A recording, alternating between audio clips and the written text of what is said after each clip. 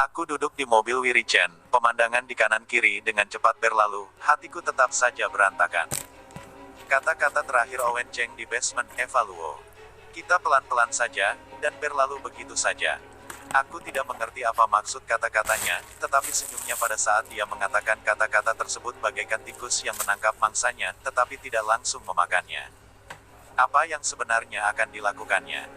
Aku mengerutkan keningku, meremas tanganku dengan erat, ketakutan di hatiku semakin besar. Ayo turun. Mendengar kata-kata Wirichen aku terdiam sebentar, begitu mengangkat kepala ternyata mobil telah berhenti di depan rumahku. Aku terdiam dengan canggung, sepanjang jalan ini hatiku kacau, benar-benar tidak memperduliakan Wirichen. Wiri, aku. Dia tersenyum, aku mengerti, tidak perlu menjelaskan. Tidurlah dengan nyenyak, kemungkinan beberapa hari ini Owen Cheng akan melakukan hal lainnya. Suara Wirichen sangat lembut, pada saat berbicara dia mengenggam tanganku.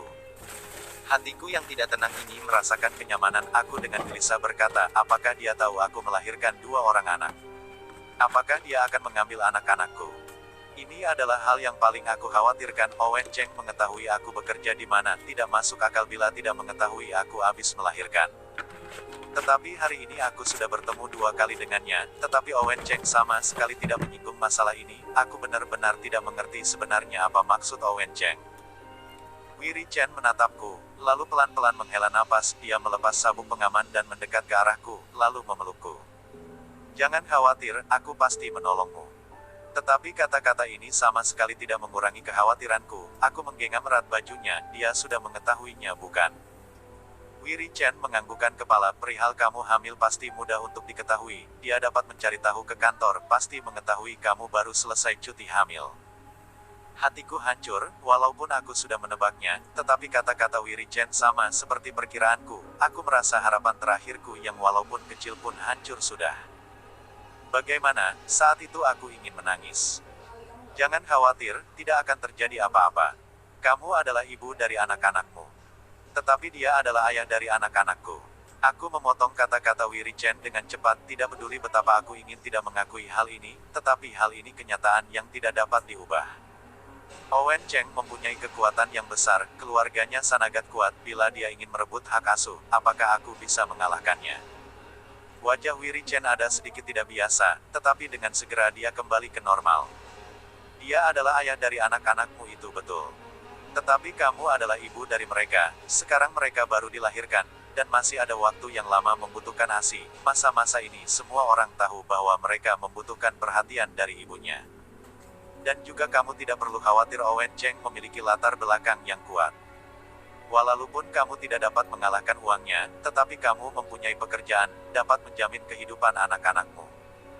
Dan juga kamu orang yang berpendidikan, sekolah maupun pekerjaan, prestasimu semua sangat bagus, jadi pengadilan tidak ada alasan untuk percaya kamu lebih cocok untuk mengasuh anak-anak. Hatiku terasa senang, benarkah? Ya. Wirichen menganggukkan kepala kepadaku, dia dengan lembut membelai wajahku, lalu tersenyum dan berkata, bukannya masih ada aku.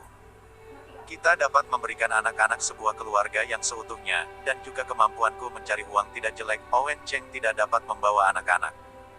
Aku menurunkan pandanganku, maksud dari kata-kata Wirichen ini tersirat sangat jelas, membuatku tidak dapat menjawab.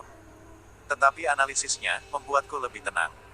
Bagaimanapun juga aku tidak akan membiarkan Owen Cheng membawa pergi kedua anakku. Aku dan Wirichen turun dari mobil, baru masuk terdengar suara tangisan. Hatiku kacau dan langsung masuk ke dalam.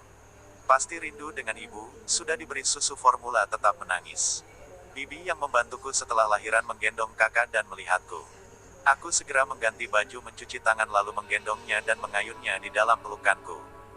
Tidak lama anakku berhenti menangis, dan Wirichen juga telah mencuci tangan, dan menggendong adik dia dalam pelukannya. Wajahnya tersenyum. Ekspresinya sangat lembut, lengannya yang kuat dan bertenaga menggendong anak, tangan yang satunya lagi memegang kerincingan bayi dan menggoyang-goyangkannya. Pemandangan ini sangat hangat. Hatiku sedikit takut, saat itu aku merasa sedikit suram. Wirichen sangat baik terhadap kedua anakku, aku sangat percaya kalau dia akan menjadi ayah yang baik. Apakah kamu sudah memikirkan nama anak-anak? Tiba-tiba Wirichen bertanya.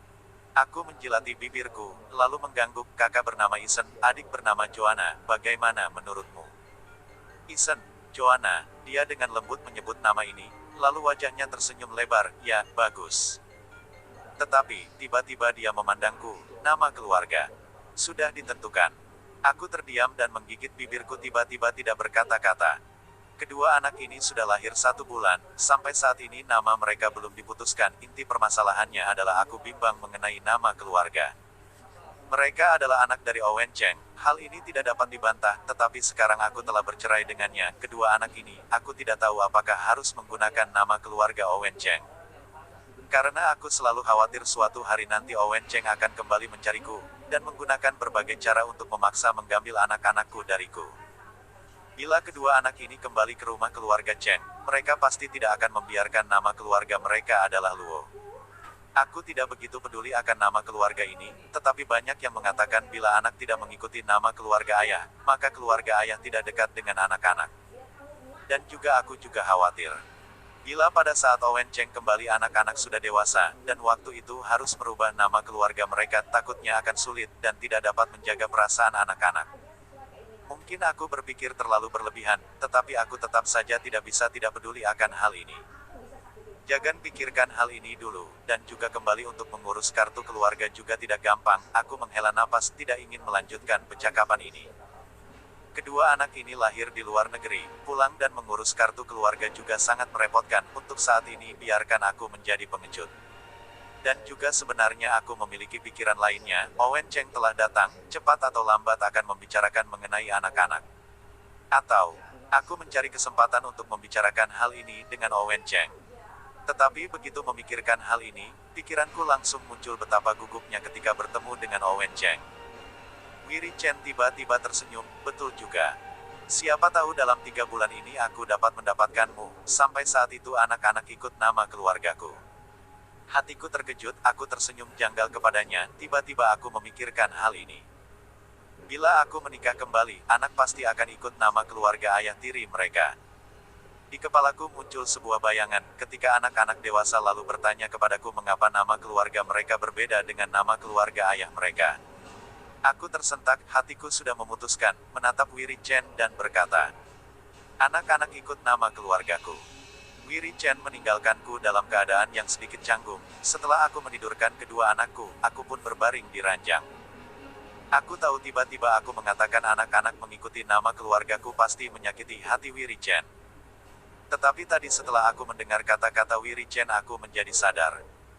Dulu aku selalu bingung anak harus mengikuti nama keluarga siapa, sebenarnya yang aku pikirkan hanya nama keluarga Cheng atau Luo, tetapi tidak pernah terpikirkan olehku aku akan menikah lagi. Kedua nama keluarga ini membuatku bingung setengah mati, jika tambah satu nama keluarga lagi, aku pasti gila. Oleh karena itu mereka mengikuti nama keluargaku. Ini paling benar. Lagi pula aku adalah ibu dari mereka.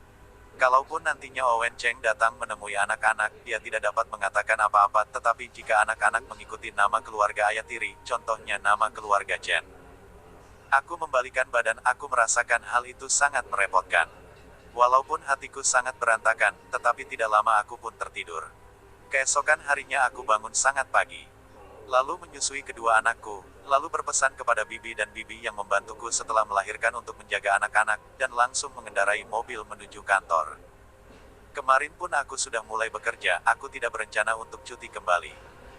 Tetapi mulai bekerja tidak lama, sekretaris memberitahuku bahwa CEO perusahaan besar Cheng datang, mengatakan mau membicarakan mengenai perjanjian kerjasama. Hatiku bergidik, dengan gegabah aku mengambil gelas, tetapi malah membuat cangkir itu jatuh. Ternyata Owen Cheng benar-benar datang, bahkan dia tidak datang untuk menemui Wiri Chen, tetapi langsung datang untuk menemuiku. Aku menarik napas panjang lalu merapatkan bibirku, lalu segera merapikan baju dan berjalan keluar. Owen Cheng duduk di sofa di ruang rapat, dia menyilangkan kakinya dengan santai, jarinya mengapit sebatang rokok. Memandangi asap putih yang terbang ke atas itu, anehnya hatiku terasa sakit. 2 kali bertemu, dia selalu merokok. Aku sangat tidak menyukai orang yang merokok, tetapi setiap kali melihatnya merokok, tanpa kusadari aku teringat wajahnya ketika aku masih bersamanya dan dia berjanji untuk berhenti merokok. Aku menggenggam keras tanganku dan berusaha tersenyum kepada Owen Cheng, dan masuk menggunakan sepatu hak tinggiku. CEO Cheng, apa kabar, membuatmu menunggu lama? Aku berbicara sambil tersenyum, menjulurkan tanganku dengan resmi. Melihatku datang, Owen Cheng berdiri sambil menaikkan alis dan dia pun bersalaman denganku. Tangan yang hangat ini bagaikan mengalirkan listrik, membuat detak jantungku semakin cepat, tetapi ketika aku belum tersadar kembali, Owen Cheng sudah melepaskan tanganku, dan kembali duduk. Aku masih merasakan suhu tubuh Owen Cheng di tanganku. Dalam sekejap aku merasa kehilangan sesuatu, mataku sedikit basah. Aku mengoyang-goyangkan jari-jariku, aku memaksa diriku untuk tenang dengan menarik napas yang dalam. Wajahku sangatlah tenang, tetapi ini semua karena aku menutupinya. Tetapi melihat Owen Cheng, dia menghadapiku seperti menghadapi seorang kustomer. Apakah aku yang sangat tidak profesional? Aku merapati bibirku, aku duduk di depan Owen Cheng. Bau tembakau membuatku tidak enak, aku pelan-pelan membalikan wajahku. Tidak tahu apakah Owen Cheng menyadarinya, dia mematikan rokoknya yang masih ada setegah batang di asbak. Kamu masih tidak menyukai bau rokok? Suaranya yang rendah terdengar merdu, hatiku bergetar, mataku memandangnya, tetapi wajah Owen Cheng sangat tenang. Owen Cheng berbicara, sambil menunjuk sebuah dokumen di atas meja. Ini adalah rencana kerja perusahaan kami selanjutnya, kamu lihat dulu, kita bicarakan rencana kerja sama kita. Aku segera mengambil dokumen tersebut dan membacanya. Beberapa bulan ini aku selalu membaca berbagai macam dokumen, oleh karena itu aku dapat membacanya dengan cepat. Melihat isi dokumen ini, aku semakin mengerutkan keningku. Bukan karena rencana kerja Owen Cheng tidak bagus, tetapi rencana kerja ini sangat bagus sekali. Bagus sampai aku tidak mencurigai mengapa Owen Cheng datang ke perusahaan kami untuk bekerja sama. Seharusnya, banyak perusahaan yang mau untuk mendapatkan kesempatan ini. Tiba-tiba aku teringat kata-kata Owen Cheng semalam, ketika dia mengatakan perusahaan kami adalah pilihan terakhir. Apa maksud dia datang hari ini? CEO Cheng. Aku meletakkan dokumen tersebut. Lalu mengangkat kepala melihatnya. Numpang tanya, kali ini Anda membicarakan bisnis, sebenarnya mau bekerja sama dengan perusahaan besar Chen atau dengan East Trading Company? Bila dengan perusahaan besar Chen, maka kerja sama ini sangatlah cocok, karena rencana kerja ini adalah milik perusahaan besar Cheng, dan bukanlah perusahaan kecil di bawah bendera perusahaan besar Cheng. East Trading Company. Dia melihatku dan menjawab, aku semakin mengernyitkan alisku. East Trading Company adalah perusahaan sekarang tempatku bekerja. Ini merupakan salah satu perusahaan kecil Wirijen. Walaupun belakangan ini kemajuannya pesat, tetapi untuk bekerja sama secara independen dengan kustomer besar seperti perusahaan besar Cheng, betul-betul tidak dapat dipercaya. Owen Cheng memberikan kesempatan besar ini, mau tidak mau aku curiga dia mempunyai rencana lain. Takutnya East Trading Company tidak. East Trading Company adalah anak perusahaan dari perusahaan besar Chen. Aku mengerti hal ini, oleh karena itu aku percaya perusahaan besar Chen pasti akan membantu East Trading Company untuk menjalani perjanjian bisnis ini. Aku melihat dia, kalau begitu CEO Cheng, Anda dapat mencari CEO Chen untuk membicarakan perihal kerjasama ini. Tiba-tiba Owen Cheng menaikkan sudut bibirnya, dan memajukan tubuhnya, tetapi aku ingin berbicara dengan kamu. Eva Luo, penanggung jawab proyek ini, aku memilihmu. Aku mencium bau parfum dan tembakau yang bercampur, detak jantungku semakin cepat, tubuhku mundur ke belakang tersandar pada sofa. Senyuman di wajah Owen Cheng semakin jelas, seperti mengartikan sesuatu. Kamu maju lebih pesat dari yang aku pikirkan. Melihat senyumannya, tiba-tiba aku merasa marah. CEO Cheng, tidak tahu apa yang telah Anda pikirkan. Tiba-tiba aku berdiri, dan melihatnya dengan tatapan dingin. Owen Cheng kira siapa dirinya. Berdasarkan apa dia berkata seperti ini kepadaku? Hal ini membuatku merasa dia dari awal sudah menebak aku akan hidup seperti apa. Bahkan di dalam hatinya dia telah membuat daftar kemajuanku, tetapi aku yang sekarang berada di luar ekspektasinya. Hal ini juga membuatku merasa dia tinggi di atas, cara dia melihatku seperti aku adalah mainan yang berada di tangannya yang dapat diatur olehnya. Dia melihatku lalu tertawa, dan tidak peduli dengan kelakuanku ini. Owen Cheng kembali bersandar di sofa dan menyilangkan kedua kakinya, dengan gaya yang malas mengambil kotak rokok di atas meja. Di sini tidak boleh merokok, CEO Cheng. Bila kamu ada masalah dengan matamu silahkan pergi untuk membuat kacamata. Aku berkata dengan dingin, tetapi aku merasa seperti seekor kucing yang buntutnya diinjak. Perkantoran seperti ini biasanya dilarang merokok. Di kantor pun terdapat papan dengan tulisan, no smoking. Tetapi biasanya yang datang ke ruang rapat ini adalah bos-bos besar, kalaupun mereka ingin merokok tidak ada orang yang akan melarangnya, oleh karena itu terdapat wadah asbak di sini. Demi mendapatkan bisnis, mencium bau rokok bukanlah masalah. Tetapi kenyataannya memang seperti ini. Ketika kamu memohon untuk mendapatkan sesuatu, maka kamu tidak akan menuntut sesuatu ataupun menjaga harga dirimu.